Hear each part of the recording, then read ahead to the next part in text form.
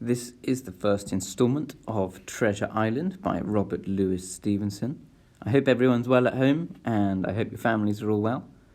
I will just crack on, shall I? If you have any questions about the story, or pirates, or if there's any words you don't understand, or if there's anything you want to ask, then send me a tweet on the Year 4 Twitter page, and I'll get back to you as soon as I can.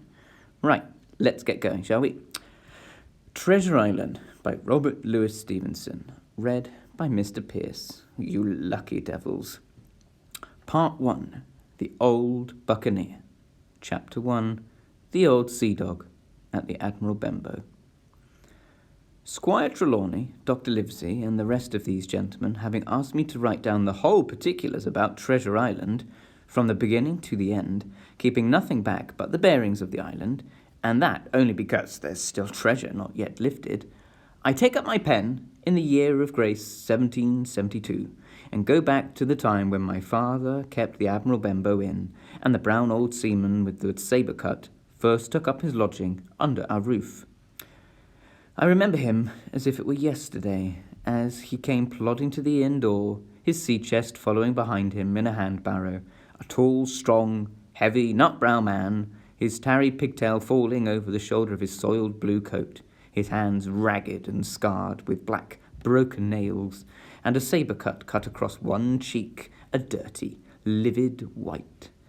I remember him looking round the cover and whistling to himself as he did so, and then breaking out in that old sea song that he sang so often afterwards. 15 men on the dead man's chest, yo-ho-ho, and a bottle of rum, in the high, old, tottering voice that seemed to have been tuned and broken at the capstan bars. And he rapped on the door with a bit of a stick, like a handspike that he carried, and when my father appeared, called roughly for a glass of rum. This, when it was brought to him, he drank slowly, like a connoisseur, lingering on the taste, and still looking about him at the cliffs, and up at our signboard. "This is a handy cove," says he at length, "and a pleasant situated grog shop. Much company, mate?" My father told him no, very little company. The more was the pity. "Well then," said he, "this is the berth for me. Here you, matey," he cried to the man, who trundled up the barrow. "Bring up alongside, and I'll help up my chest. I'll stay here a bit," he continued. "I'm a plain man. Rum and bacon and eggs is all what I want.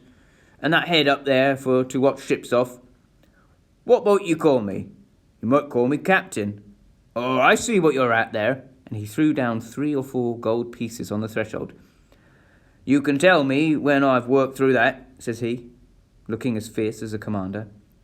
And indeed, bad as his clothes were, and coarsely as he spoke, he had none of the appearance of a man who sailed before the mast, but seemed like a mate or a skipper, accustomed to be obeyed or to strike.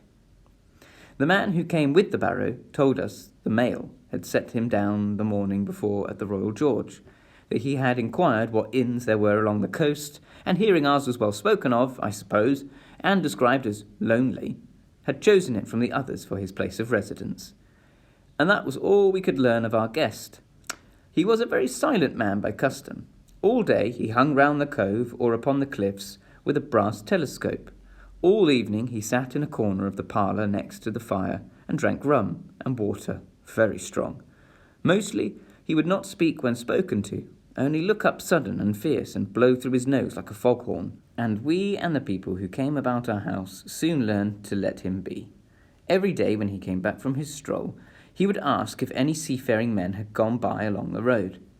At first we thought it was the want of company of his own kind that made him ask this question. But at last we began to see he was desirous to avoid them. When a seaman did put up at the Admiral Benbow, as now and then some did, making by the coast road for Bristol, he would look in at them through the curtained door before he entered the parlour, and he was always sure to be as silent as a mouse when any such was present. For me, at least, there was no secret about the matter, for I was, in a way, a sharer in his alarms. He had taken me aside one day and promised me a silver 4-penny on the 1st of every month, if I would only keep my weather eye open for a seafaring man with one leg, and let him know the moment he appeared. Often enough, when the first of the month came round, and I applied to him for my wage, he would only blow through his nose at me and stare me down. But before the week was out, he was sure to think better of it, bring me my fourpenny piece, and repeat his orders to look out for the seafaring man with one leg. How that personage haunted my dreams, I need scarcely tell you. On stormy nights, when the wind shook the four corners of the house, and the surf roared along the cove and up the cliffs, I would see him in 1,000 forms and with 1,000 diabolical expressions. Now the leg would be cut off at the knee, now at the hip. Now he was a monstrous kind of a creature who had never had but the one leg, and that in the middle of his body. To see him leap and run and pursue me over the hedge and ditch was the worst of nightmares. And altogether, I paid pretty dear for my monthly fourpenny piece in the shape of these abominable fancies. But though I was so terrified by the idea of the seafaring man with one leg, I was far less afraid of the captain himself than anybody else who knew him. There were nights when he took a deal more rum and water than his head would carry, and then he would sometimes sit and sing his wicked old wild sea songs, minding nobody, but sometimes he would call for glasses round and force all the trembling company to listen to his stories or bear a chorus to his singing. Often I have heard the house shaking with "Yo ho ho" and a bottle of rum, all the neighbours joining in, for dear life, with the fear of death upon them, and each singing louder than the other to avoid remark. For in these fits he was the most overriding companion ever known. He would slap his hand on the table for silence all round. He would fly up in a passion of anger at a question, or sometimes because none was put, and so he judged that the company was not following his story. Nor would he allow anyone to leave the inn till he had drunk himself sleepy and reeled off to bed. His stories were what frightened people worst of all. Dreadful stories they were, about hanging and walking the plank and storms at sea and the dry Tortugas and wild deeds in places on the Spanish Main. By his own account, he must have lived half his life among some of the wickedest men that God ever allowed upon the sea, and the language in which he told these stories shocked our plain country people almost as much as the crimes that he described. My father was always saying the inn would be ruined, for people would soon cease coming there to be tyrannized over and put down and sent shivering to their beds. But I really believed his presence did us good. People were frightened at the time, but on looking back, they really rather liked it. It was a fine excitement in a quiet country life, and there was even a party of the younger men who pretended to admire him, calling him a true sea dog and a real old salt, and such like names, and saying there was the sort of man that made England terrible at sea. In one way, indeed, he bade fair to ruin us, for he kept on staying week after week, and at last month after month, so that all the money had been long exhausted, and still my father never plucked up the heart to insist on having more. If ever he mentioned it, the captain blew through his nose so loudly that you might say he roared, and stared my poor father out of the room. I have seen him wringing his hands after such a rebuff, and I am sure the annoyance and the terror he lived in must have greatly hastened his early and unhappy death. All the time he lived with us, the captain made no change whatever in his dress, but to buy some stockings from a hawker. One of the cocks of his hat had fallen down. He let it hang from that day forth, though it was a great annoyance when it blew. I remember the appearance of his coat, which he patched himself upstairs in his room, and which, before the end, was nothing but patches. He never wrote or received a letter, and he never spoke with any but the neighbours, and with these, for the most part, only when drunk on rum. The great sea chest none of us had ever seen open. He was only once crossed, and that was towards the end, when my poor father was far gone in a decline that took him off. Dr. Livesey came late one afternoon to see the patient, took a bit of dinner from my mother, and went into the parlour to smoke a pipe until his horse should come down from the hamlet, for we had no stabling at the old Bembo. I followed him in, And remember observing the contrast the neat, bright doctor, with his powder as white as snow and his bright black eyes and pleasant manners, made with the coltish country folk, and above all, with that filthy, heavy, bleared scarecrow of a pirate of ours, sitting far gone in rum, with his arms on the table.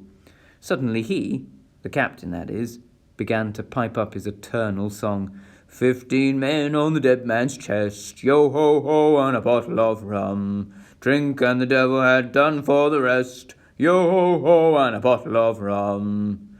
At first I had supposed the dead man's chest to be that identical big box of his upstairs in the front room, and the thought had been mingled in my nightmares with that of the one-legged seafaring man. But by this time we had all long ceased to pay any particular notice to the song. It was new, that night, to nobody but Dr. Livesey, and on him I observed it did not produce an agreeable effect, for he looked up for a moment quite angrily before he went on with his talk to old Taylor, the gardener, on a new cure for the rheumatics. In the meantime, the captain gradually brightened up at his own music, and at last flapped his hand upon the table before him in a way we all knew to mean silence. The voices stopped at once, all but Dr. Livesey's. He went on, as before, speaking clear and kind, and drawing briskly at his pipe between every word or two. The captain glared at him for a while, flapped his hand again, glared still harder, and at last broke out with a villainous low oath. "Silence there between decks!" "Were you addressing me, sir?" says the doctor, when the ruffian had told him, with another oath, that this was so. "I have only one thing to say to you, sir," replies the doctor, "that if you keep on drinking rum, the world will soon be quit of a very dirty scoundrel." The old fellow's fury was awful. He sprang to his feet, drew and opened a sailor's clasp knife, and balancing it open on the palm of his hand, threatened to pin the doctor to the wall. The doctor never so much as moved.